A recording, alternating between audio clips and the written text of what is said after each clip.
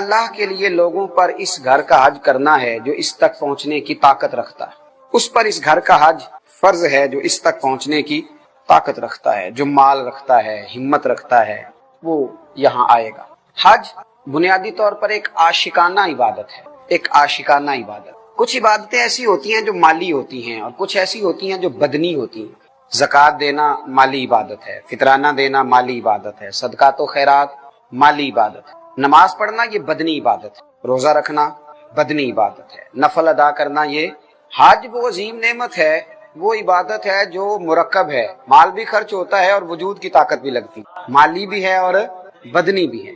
اور نبی رحمت نور مجسم شفیع معظم صلی اللہ تعالی علیہ وآلہ وسلم نے ارشاد فرمایا ہے، حضور علیہ الصلوۃ والسلام فرمانے لگے کہ جو مال تم حج پہ خرچ کرتے ہو، اللہ تبارک و تعالی تمہیں ایک ایک روپے پر کئی ہزار کا اجر عطا فرماتا ہے۔ اور ایک حدیث میں یوں بھی ارشاد فرمایا کہ ان کے ایک درہم پر اللہ تعالی جو حج پر مال خرچ ہوتا ہے 10 لاکھ کا اجر عطا فرماتا ہے، 10 لاکھ کا۔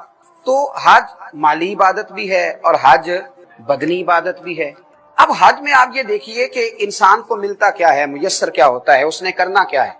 یہاں سے جب انسان چلتا ہے حج کے لیے تو وہ پوری دنیا میں آپ گھوم کے دیکھ لیں، مسلمان جہاں جہاں بھی رہتے ہیں ان کا لباس پہننے کا انداز الگ ہے، گفتگو کرنے کا انداز الگ ہے۔ اہل عرب میں بھی اب یہ ہوا ہے کہ مختلف علاقوں میں عربی بولنے کے انداز مختلف ہو گئے، مختلف جگہ پہ عربی مختلف انداز میں بولی جاتی ہے۔ ہمارے ہاں آپ دیکھ لیں پاک و ہند میں اردو بولنے کا اسٹائل مختلف جگہوں کا مختلف ہے، لباس پہننے کا انداز بھی سب جگہوں کا اپنا اپنا ہے۔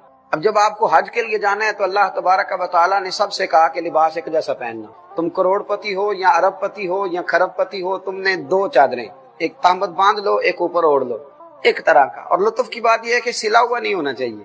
اگر سفید لباس کی اجازت دی جاتی اور 2 چادروں کی دی جاتی تو سب اپنی اپنی مرضی کا سلا لیتے، سلا ہوا نہیں ہونا چاہیے۔ ایک کی تہمت باندھ لو، ایک اوڑھ لو، اپنے اپنے لباس چھوڑو، ایک لباس میں آ جاؤ۔ اور اب تم نے اپنی اپنی بولی نہیں بولنی بلکہ کہنا کیا ہے، لبیک اللہم لبیک لبیک لا شریک لک لبیک ان الحمد والنعمت لک والملک لا شریک لک لبیک، یہ تم نے کہنا ہے، اپنی اپنی بولی نہیں بولنی۔ ایک لباس، ایک انداز گفتگو، عربی بولنی ہے تو اس میں وظیفہ بھی ایک ہے سب کا، لبیک اللہم لبیک، ایک وظیفہ، ایک انداز، اس ایک ترتیب کے ساتھ تم کو آگے بڑھنا ہے اور اسی ایک مرتب ترتیب کے ساتھ تمہیں اللہ تبارک و تعالیٰ کی بارگاہ عالی مرتبت میں حاضر ہونا ہے۔ کرنا کیا ہے؟ بیت اللہ شریف جانا ہے، فرمایا ہاں وہاں بھی جانا ہے، لیکن اس کے بعد نہ کھلے میدان ہے، کھلے میدان جاؤ، جا کے مینا میں خیمہ لگا لو، ایک لباس، ایک بولی۔ اب سمجھ آئی ایک ہی صف میں کھڑے ہو گئے محمود و عیار، نہ کوئی بندہ رہا نہ کوئی بندہ نہ رہا۔ اب سمجھ آئی اپنی ملت پر قیاس اقوام مغرب سے نہ کر، خاص ہے ترکیب میں قوم رسول ہاشمی۔ اب سمجھ آئی معاملہ کیا ہے، ایک کر دیا سب، بندہ و صاحب و محتاج و غنی ایک ہوئے، تیری سرکار میں پہنچے تو سبھی ایک ہوئے۔ اب ایک لباس میں ملبوس جانا ہے۔ عبادت اپنی مرضی کرنے کا نام نہیں، عبادت اللہ کی مرضی کرنے کا نام، حضور علیہ السلام کی مرضی پر چلنے کا نام۔ بیت اللہ شریف کا طواف کیا تو کہا جاؤ جا کے خیموں میں بیٹھ جاؤ، مینا کے خیموں میں۔ کرنا کیا ہے؟ کچھ بھی نہیں، نمازیں پڑھنی ہیں جو روٹین سے پڑھتے، بس تمہیں ایک خیمے میں رہنا ہے۔ یا اللہ ہم نے تو اپنا گھر چھوڑ دیا، مکان چھوڑ دیا، اور اگر تھوڑا سا آپ یہاں رک کے غور کریں تو 2 چادریں اسی طرح اوڑی ہیں جس طرح کفن اوڑا جاتا، بال بچے یہی رہ گئے، بینک بیلنس یہی رہ گئے، اور کہتا بھلا کیا ہے؟ کہتا یہ کہ لبیک اللہ میں حاضر ہو گیا، اللہ میں حاضر ہو گیا۔ وہی جس طرح اس نے جانا نہیں سب کچھ چھوڑ کے کفن میں اپنا منہ لپیٹ کے، اسی انداز اللہ آ گیا ہوں نا، میں حاضر ہو گیا ہوں، میں اللہ میں حاضر ہوں، حاضر ہو گیا، جاؤ جا کے مینا کے خیموں میں بیٹھو، خیمے میں بیٹھے رہے۔ پھر فرمایا اب 9 ذی الحجہ آئی تو جاؤ جا کے عرفات میں بیٹھو، نمازیں پڑھی جا رہی ہیں۔ میدان عرفات میں مغرب کی اذان ہوئی، سمجھیے گا بات کو، مغرب کی اذان ہوئی تو حکم یہ ہے کہ تم نے وہاں نماز نہیں پڑھنی، اذان سن لی۔ عام دنوں میں حکم یہ ہے کہ مغرب کا وقت ہو جائے تو اس کو جلدی ادا کر لو۔ اب یہاں بتلایا گیا کہ نماز یہاں نہیں پڑھنی، مزدلفہ میں جا کے پڑھنی ہے، وہاں جاتے جاتے عشاء کا وقت ہو جاتا ہے۔ اب اس طرح کرو، 2 نمازیں اکٹھی پڑھو، 2 نمازیں اکٹھی پڑھو۔ وہاں تم خیمے میں تھے، مینا میں، عرفات میں بھی خیمہ میسر آیا تھا، اب مزدلفہ میں تم نے رات رہنا ہے اور بغیر خیمے کے رہنا ہے۔ اللہ کیوں؟ فرمایا میری حکمتیں ہیں، میرا تمہارے ساتھ پیار ہے، میں نے بڑے بڑے رئیسوں کو، وزیروں کو، مالداروں کو، بڑے بڑے نامور لوگوں کو روڑوں پہ لیٹے ہوئے دیکھا ہے. اتنے اتنے موٹے روڑے ہیں، نیچے پتھر پڑے ہیں، سوئے ہوئے ہیں. بنداؤ صاحبو محتاجو غنی ایک ہوئے، بس تیری سرکار میں پہنچے تو سبھی ایک ہوئے، لیٹے ہوئے. اللہ کریم نے حج کے اندر جو اسرار رکھے، جو حکمتیں رکھی، وہاں لیٹے ہیں، سب آرام کر رہے ہیں. اب وہاں سے نکلو، اب کیا حکم ہے؟ فرمایا واپس آؤ مینا میں، شیطان کو کنکر مارو، جمرات کی رمی کرو، مارو کنکر. ایک دیوار بنی ہے، اسے کنکر مارو، اللہ کا دشمن جان کے اسے مارو. اب تم اسے مار کر کے نکلے تو اب قربانی دو، اب قربانی کرو. حاجی نے قربانی کی، جو تمتع حج والا تھا اس نے قربانی کری. اب فرمایا اس طرح کرو، یہ میرے دیے ہوئے بال ہیں، تمہارے سر پہ انہیں منڈوا دو. منڈوا دیے. مالک اب کیا کریں؟ فرمایا اب جاؤ، جا کے بیت اللہ کا پھر سے طواف کرو. اللہ یہ سارا کیا ہے؟ فرمایا میری تم سے محبت ہے، تمہاری مجھ سے محبت ہے. حضرت عمر فاروق رضی اللہ تعالیٰ عنہ نا حجر اسود کو چومنے لگے تو فرمانے لگے تو پتھر ہے، تو کیا نفع نقصان دے گا؟ میں تجھے کبھی نہ چومتا. ہائے حضرت عمر کے لفظ دیکھیے، فرمایا میں تمہیں کبھی نہ چومتا، تو پتھر ہے، پر میں تجھے بار بار چوموں گا، اس لیے کہ تجھے مدینے والے رسول نے چوما ہے. میں چوموں گا، بار بار چوموں گا. یہ عشق ہے، یہ ذوق ہے، یہ درد ہے، یہ کیف ہے، یہ اللہ والوں کی نشانیاں ہیں.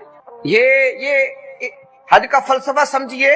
اچھا بلا سیانہ آدمی ہے، وہ چلتا ہے تو بڑے وقار کے ساتھ چلتا ہے، وہ دھیمے دھیمے قدم اٹھاتا ہے، وہ اس کا انداز بڑا پروقار ہے، چلنے کا طریقہ.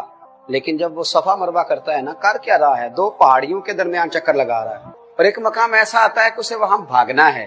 کیوں بھاگنا ہے؟ اس لیے کہ جناب ہاجرہ بھاگی تھی. جناب ہاجرہ، یا اللہ، وہ تو پانی کے لیے بھاگی تھی.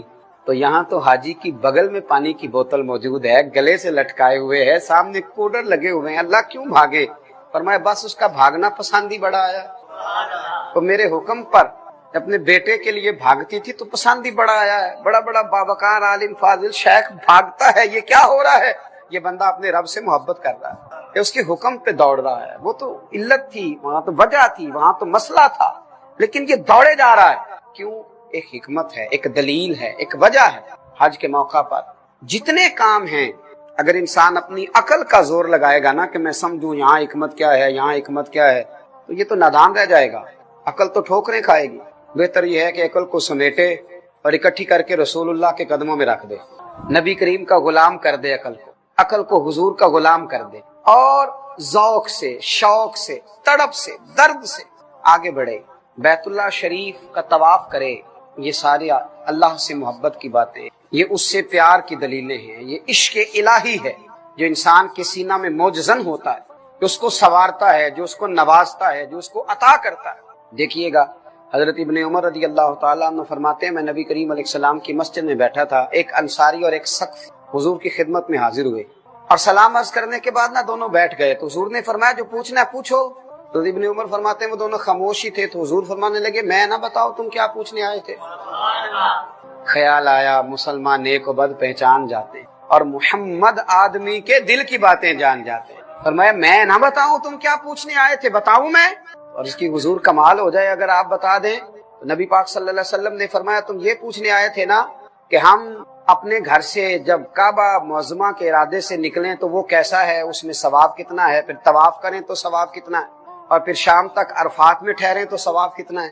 حضور فرمانے لگے تم یہی پوچھنے آئے تھے نا کہ پھر ہم جب جمرات کی رمی کریں، گویا شیطان کو کنکر ماریں تو ثواب کتنا ہے، اور پھر تم یہی پوچھنے آئے تھے نا کہ جب ہم طواف کریں تو اس کا ثواب کتنا ہے. طواف جس کو آپ رکن اعظم ہے جو حج کا، طواف افاضہ بھی جس کو کہا جاتا ہے، وہ ہم کریں تو اس کا ثواب کتنا ہے. طواف زیارت بھی جس کو کہا جاتا ہے. یہ ساری باتیں پوچھنے آئے تھے.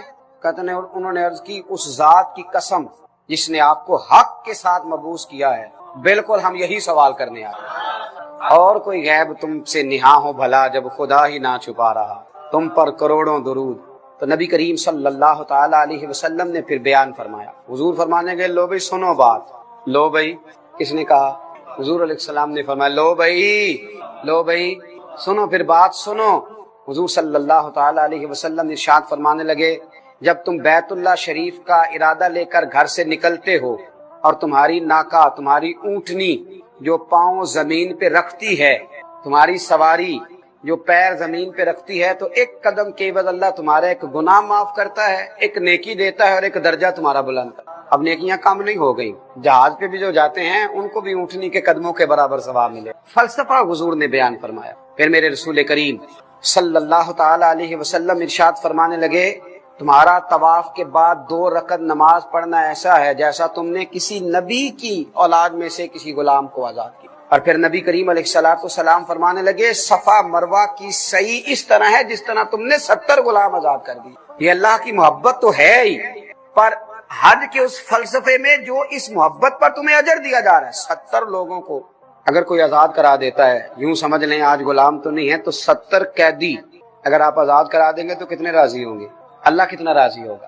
اگر 70 بے گناہ قیدی، تو فرمایا تم اگر صفا مروہ کی صحیح کرو گے تو اللہ تبارک و تعالی تمہیں 70 غلام آزاد کرنے کا ثواب عطا فرمائے گا۔ اور پھر نبی پاک علیہ الصلوۃ والسلام نے فرمایا، جب تم شام تک عرفات میں وقوف کرتے ہو، کمال ہو گئی، اللہ اکبر، حد ہو گئی۔ فرمایا جب تم شام تک وقوف عرفات کرتے ہو تو اللہ تعالیٰ آسمان دنیا کی طرف نزول اجلال فرماتا ہے اور تم پر فرشتوں کے سامنے اللہ فخر فرماتا ہے۔ اور دیکھو میرے بندے آئے، اللہ فخر فرماتا ہے، خدا خود امیر مجلس میں اللہ فخر فرماتا ہے، فرشتوں کے سامنے اللہ فخر فرماتا ہے، اللہ اکبر۔ فرشتوں دیکھو میرے بندے میرے پاس غبار آلود بالوں کے ساتھ دور دراز کے رستوں سے چل کے آئے ہیں، یہ میری جنت کی امیدوار ہیں۔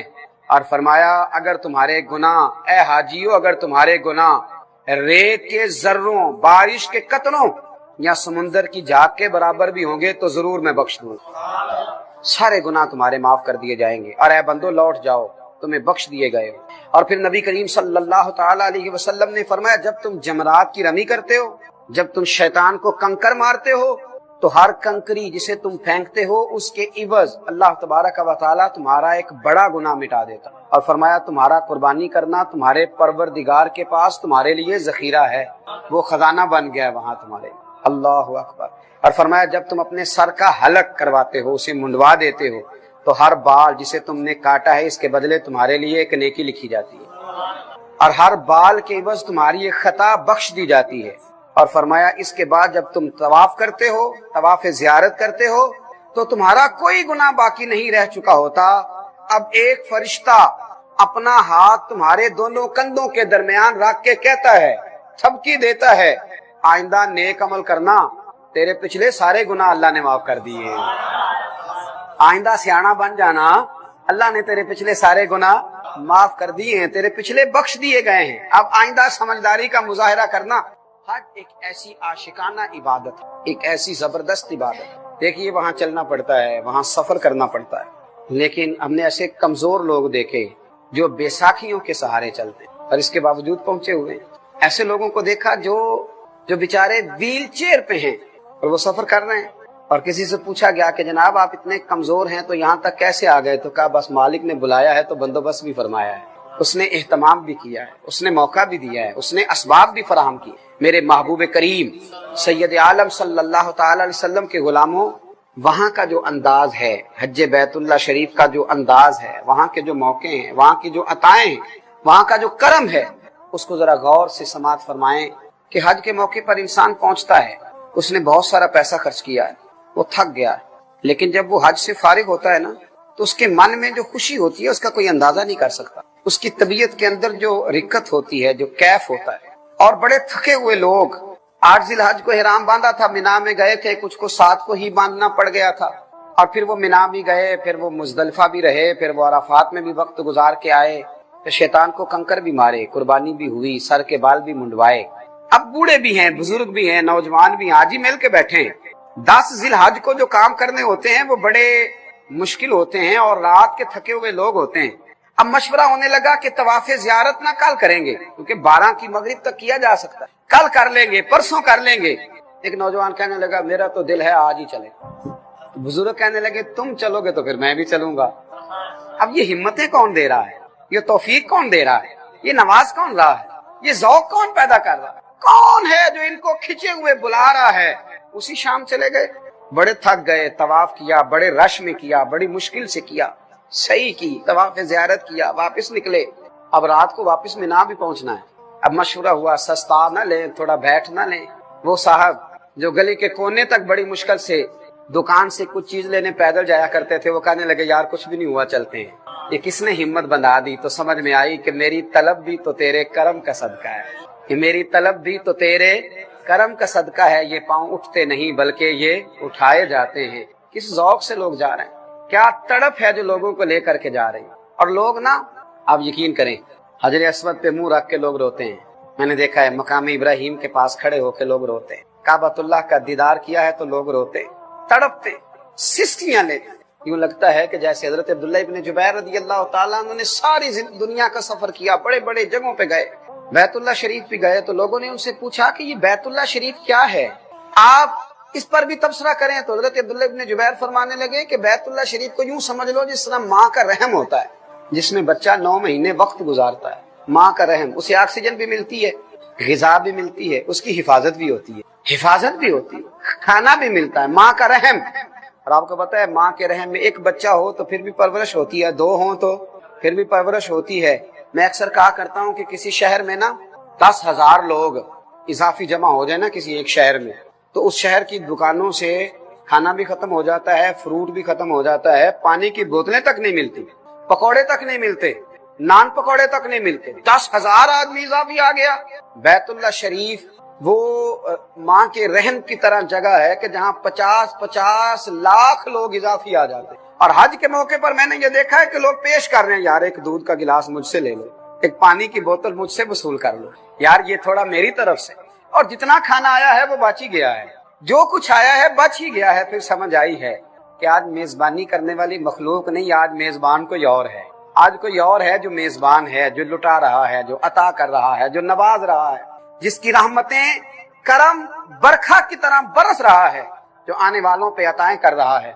हज इतनी ज़ौक वाली, इतनी शौक वाली, इतनी दर्द वाली बात। आप देखिए, मैंने जैसे कहा कि बैतुल्लाह का तवाफ करना है, चक्कर लगाने बस हाजी लगा रहा है, हजर अस्वद को चूमना है तो बहरहाल उसे चूम रहा है, नफल पढ़ने हैं तो बहरहाल पढ़ रहा है, आबे ज़मज़म पी रहा है, सफा मरवा के बीच दौड़ रहा है।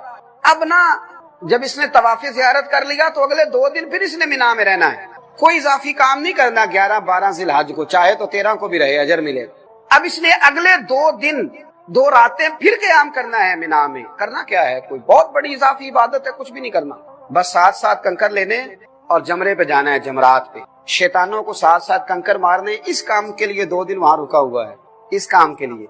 लेकिन इसके हाशिया ख्याल से एतराज नहीं उठता कि इतना सा काम था तो 1 दिन में हो जाता। ये समझ रहा है कि इस खैमे में मैं खुद नहीं बैठा, किसी का बिठाया हुआ बैठा, मैं खुद नहीं बैठा, मैं किसी का, यहाँ मुझे किसी ने बिठाया है, 2 रातें रहा है, खैमे में क़याम किया, सिर्फ उसको कंकर मारने, सिर्फ इसने इजहार करना है कि मैं तुझे नापसंद करता हूँ, इसने कंकर मारने, किसी का बिठाया हुआ बैठा है। और मेरे नबी करीम अलैहिस्सलाम से सहाबा ने अर्ज की, या रसूलल्लाह ये कंकर मारने का भी अजर, फरमाया ये तो तुम्हें क़यामत में पता चलेगा जब मीज़ान अमल पे तोला जाएगा, तो तुम्हें वहां पता चलेगा। वहां कंकर मारने हैं, 2 दिन क़याम करना है, फिर इसको वापस लौटना है, तवाफ़े विदा करना। इसको हर इबादत में ये कोई फलसफा नहीं पूछता, कोई हिकमत नहीं पूछता, कोई दलील नहीं पूछता, बस इसे हुक्म है कि तू आ जा, तो ये पहुंच जाता है। हजरत अली बिन मौफक रज़ी अल्लाह तआला फरमाते हैं, मैंने कई हज किए, अल्लाह ने मुझे मौके दिए। एक ऐसा वक्त भी आया कि मैंने हज के मौके पर इतने लोग देखे कि मैंने जिंदगी में कभी नहीं देखे थे। हमारे यहाँ एक लफ्ज बोला जाता है, इंसानों का ठाठे मारता हुआ समुंदर। सियासी लोग भी और बाज़िल्ला माशाल्लाह मजहबी लोग भी ये बयान करते हैं कि ये ठाठे मारता समुंदर। सुना ना जुमला? हालांकि वो कई दफा पूरी नहर भी नहीं होती जिसे ठाठे मारता समुंदर बोल दिया जाता है, नहर भी नहीं होती, झील भी नहीं होती। अगर किसी को इंसानों का समुंदर देखना हो तो वो उसे बैतुल्लाह शरीफ में नजर आएगा। जिस आजान जब होती है तो गलियों से लोग यूं ही निकलते हैं और इंसान बरता हैरत में गुम हो जाता है कि इतने लोग समाये कहाँ थे, ये कहाँ रुके हुए थे, ये कहाँ सो रहे थे, इनके बिस्तर का इंतजाम कहाँ था। अब ये सारी मखलूक खुदा है, ये वहाँ रुकी हुई है, खा रही है, पी रही है। हजरत अली बिन मौफक कहते हैं मैंने भी, और जिसने बड़ी बड़ी दुनिया देखी हो वो भी हज के मौके पर हैरान रह जाता है कि इस तरह भी होता है। हजरत अली बिन मौफक कहते हैं मैंने हजारों का मजमा देखा, समझ ले मैंने लाखों लोग देखे उस साल। तो मैंने बैतुल्लाह शरीफ के, मैं हज की सादत से फारिग हो चुका था, मैंने ना बैतुल्लाह शरीफ का गुलाफ थाम लिया और मेरे दिल में ख्याल आया कि अल्लाह इतने बुलाए हैं, कबूल किस किस का हुआ है, कबूल भी हुआ कि नहीं, इतने बुला लिए। फलसफा हज में इस बात को भी जहन में रखे, कबूलियत की डिग्री हमारे पास नहीं है, कबूल करने वाला मालिक है। हाँ, न किसी के हाल पे तंज कर, न किसी के गम का मजाक उड़ा, वो जिसे चाहे जैसा नवाज दे। یہ مزاج لطف رسول ہے، اور کوئی آیا لے کے چلا گیا، کوئی عمر بھر بھی نہ پا سکا، میرے مولا تجھ سے گلا نہیں، یہ تو اپنا اپنا نصیب ہے صلی اللہ تعالی۔ تو میں اور آپ شکوہ نہیں کریں، میں اور آپ اعتراض نہیں کریں، میں اور آپ کبھی بھی اس چکر میں نہ پڑیں کہ یہ کیسے ہوا تو وہ کیسے۔ حضرت علی بن موفق کہتے میرے دل میں خیال آیا کہ یا اللہ اتنے بلائے ہیں تو قبول کس کس کا ہوا ہے؟ تو فرماتے ہیں حاطف غیب سے ندا آئی کہ علی تو اس بحث میں نہ الجھ، میں نے یہاں بلایا ہی اس کو تھا جس کا میں نے قبول کرنا تھا، میں نے بلایا ہی اس کو تھا جس کا میں نے۔ یہاں لوگ اعتراض کر رہے ہیں فلاں آدمی چوتھی دفعہ جا رہا ہے، فلاں پانچویں دفعہ جا رہا ہے، فلاں چھٹی دفعہ جا رہا ہے، عمرے پہ عمرے کیے جا رہے ہیں۔ بھئی یہ عبادت ہے، اللہ جس کو توفیق دے۔ بلکہ ہمارے بزرگوں نے لکھا ہے اللہ کریم کے پیارے خلیل حضرت ابراہیم علیہ السلام نے جب بیت اللہ شریف کی تعمیر فرمائی تو خیال دل میں پیدا ہوا کہ اللہ کون آئے گا، تو آپ کو پتا ہے نا کہ حکم ملا تھا کہ آپ کعبے کی چھت پہ کھڑے ہو کے آواز دیں۔ تو بزرگوں نے لکھا ہے کہ حضرت ابراہیم نے آواز دی لوگوں بیت اللہ کا حج کرو، آؤ زیارت کے لیے، تو فرمایا رب کریم نے ان کی آواز کو روحوں تک پہنچا دیا۔ جو باپ کی پشتوں میں تھے، ماں کی رحموں میں تھے، جن کو ابھی دنیا میں آنا تھا، کہ روحوں تک آواز گئی۔ بعض مشائخ فرماتے جس نے جتنی بار لبیک کہا ہے اتنی بار وہاں حاضری دے گا، جتنی بار لبیک کہا ہے نا کن فیکون تے کل دی گل ہے، کہا جس نے جتنی دفعہ لبیک کہا ہے اتنی دفعہ وہاں حاضری۔ یہ تو نصیب کی بات ہے، یہ تو کرم کی بات ہے، یہ تو عطا کی بات ہے کہ کون کتنی دفعہ جاتا ہے، کون کتنی دفعہ وہاں جا کر کے حاضری دیتا ہے، کس کو کتنی دفعہ وہاں جانے کا موقع ملتا ہے۔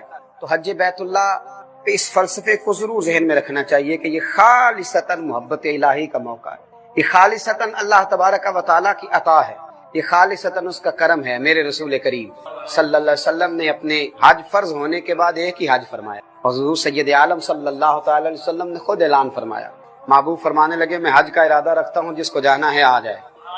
لوگ دنیا جمع ہو گئی، 1,44,000 کا مجمع تھا جب حضور بیت اللہ شریف کا حج کرنے۔ کس ذوق سے حضور نے حج فرمایا، کس پیار سے نبی کریم نے حج فرمایا۔ اور آپ فلسفہ سمجھتے جائیے، حضور نے کعبہ بیت اس کو حجر اسود کو چوما، پھر چھڑی لگا کے بھی چوما، ہمارے لیے اشارے تک کو محبوب کریم نے سند بنا دیا۔ حالانکہ حضور اگر چاہتے نبی کریم صلی اللہ تعالی علیہ وسلم کے لیے صحابہ تو رستے چھوڑتے، لیکن چھڑی کو لگا کے چوما۔ کیوں؟ اس لیے کہ امت کے لیے رہنمائی ہو جائے کہ جب بہت رش ہو، تمہیں موقع نہ بھی ملے تو اپنے آپ کو محروم نہ سمجھ لینا، تم آ گئے ہو تو تمہارا بوسہ بھی ہو ہی گیا ہے۔ میں یہ گزارش کر رہا تھا کہ وہاں ہر چیز کو سرکار دو عالم صلی اللہ علیہ وسلم نے اپنے غلاموں کے لیے کھول کر بیان کر دیا۔ فرمایا کہ تم نے استلام بھی کر لیا دور سے اشارہ کر کے، تو حجر اسود تمہیں بھولے گا نہیں، وہ یاد رکھے گا، صبح قیامت تمہاری گواہی دے گا، اللہ تبارک و تعالیٰ کی بارگاہ میں تمہاری گواہی دے گا۔ حضرت ابن عباس فرماتے ہیں کہ نبی کریم صلی اللہ تعالی علیہ وسلم نے فرمایا اللہ تعالیٰ ہر روز اپنے حرمت والے گھر کا حج کرنے والوں پر 120 رحمتیں نازل فرماتا ہے۔ جے ایک قطرہ بخشے میں نے 120 رحمتیں اللہ روز اپنے حرمت والے گھر کا حج کرنے والوں پر نازل فرماتا ہے، 60 رحمتیں طواف کرنے والوں پر اور 40 وہاں نماز پڑھنے والوں پر، اور فرمایا 20 رحمتیں انہیں ملتی ہیں جو خالی بیت اللہ شریف کو دیکھتے ہی رہتے ہیں، خالی زیارت ہی کرتے رہتے ہیں، 20 رحمتیں اللہ انہیں بھی عطا فرماتا ہے۔ اب حج بیت اللہ سے نبی کریم علیہ السلام واپس تشریف لائے، کیا کیا موتی تھے، کیا کیا پھول تھے۔ اور میرے رسول کریم علیہ السلام نے حج بیت اللہ کا یہ بھی فلسفہ بیان کیا کہ ساری دنیا کے لیے حضور نے حقوق کا چارٹر بیان فرما دیا، اپنی امت کو دستور حیات جو دیا وہ بھی خطبہ حجت الوداع میں دیا۔ حج کے موقع پر امت کو یہ درس دیا کہ پوری دنیا سے وہاں لوگ آئیں گے اور وہاں تمہیں ایک عہد بھی باندھنا ہے، وہاں کے خطبے میں تمہیں ایک عہد باندھنا ہے، تم نے آگے کے لیے منصوبہ بندی کرنی ہے، دین کو کیسے پھیلانا ہے، ہمارے گناہ معاف کر دیے گئے، اب تم نے کس تازگی کے ساتھ آگے بڑھنا۔ اور جب میرے کریم رسول علیہ السلام واپس تشریف لائے نا، جب حضور واپس آئے اس وقت منظر یہ تھا کہ صحابہ کرام فرماتے ہیں حضور نے ایک اونٹ ذبح کر کے صحابہ کی دعوت بھی پکائی، حضور نے کھانا بھی کھلایا صحابہ کرام کو۔ یہ مقام شکر بھی ہے کہ آپ ایک ایسی جگہ سے ہو آئے جہاں کسی کو موقع نصیب آتا ہے۔ پلٹ کر دیکھیے تو صحیح کتنے لوگ ہیں جن کو یہ موقع مل ہی نہیں سکا، جو جا ہی نہیں سکے۔ تو حج بیت اللہ پوری دنیا کے مسلمانوں کا ایک عالمی اجتماع، اس اجتماع کے اندر مسلمانوں کو ایک دستور دیا نبی کریم علیہ السلام، اور حضور صلی اللہ علیہ وسلم کے صحابہ کرام فرماتے ہیں کہ اونٹنی پر بیٹھ کر محبوب کریم نے فرمایا صحابہ سے، کیا میرے غلاموں میں نے تم تک اللہ کا دین پہنچا دیا ہے، یاد رکھنا بلغوا انی ولو آیا، اب میری ایک ایک آیت لے کے میدان میں نکل جانا اور دنیا تک پیغام حق پہنچانا۔ اور حضور علیہ الصلوۃ والسلام نے فرمایا کسی عربی کو اجمی پر، اجمی کو عربی پر، گورے کو کالے پر، کالے کو گورے پر کوئی فضیلت نہیں۔ ان اکرمکم عند اللہ اتقاکم، اللہ کی نظر میں اس کی زیادہ قدر ہے جو زیادہ پرہیزگار ہے۔ حضور علیہ الصلوۃ والسلام نے یہ دستور دیا کہ وہاں جو پرہیزگار ہوں گے، یہ بھی حج کا فلسفہ ہے، اس کو سمجھ لیں۔ حضور صلی اللہ علیہ وسلم نے فرمایا اللہ کی بارگاہ میں جو پرہیزگار ہوں گے وہ قابل قدر ہوں گے، وہ انعام یافتہ ہوں گے، وہ رب کریم کے فضل اور اس کے کرم والے ہوں گے۔ تمہیں انعام یافتہ بننا ہے، تمہیں اپنے آپ کو برادریوں اور قبیلوں میں قید نہیں کرنا، تمہیں دولت کے ترازوؤں میں تلنا نہیں۔ تم حج بیت اللہ کی سعادت کرنے والوں انعام یافتہ بننے کی کوشش کرنا، سعادت مند اور سعید بننے کی کوشش کرنا، نیک اور پرہیزگار بننے کی کوشش کرنا۔ بابا بلے شاہ صاحب نے ایک شکوہ کیا ہے پنجابی زبان میں، انہوں نے کہا تھا کہ حج بھی کیتی جاندے ہو تے لو بھی پیتی جاندے ہو، کھو کے مال یتیماں دا بھیج مسیتی جاندے ہو، پھٹ دلاں دے سیندے نہیں تے ٹوپیاں سیتی جاندے ہو، نفس تے چھری پھیر دے نہیں تے دمبے کیتی جاندے ہو، فرض پلائی بیٹھے ہو، نفلاں نیتی جاندے ہو، اور دسو تے سی بلے شاہ نو ایک ہی کیتی جاندے ہو۔ میرے عزیزو یاد رکھو حج کا فلسفہ تقوی اختیار کرنا۔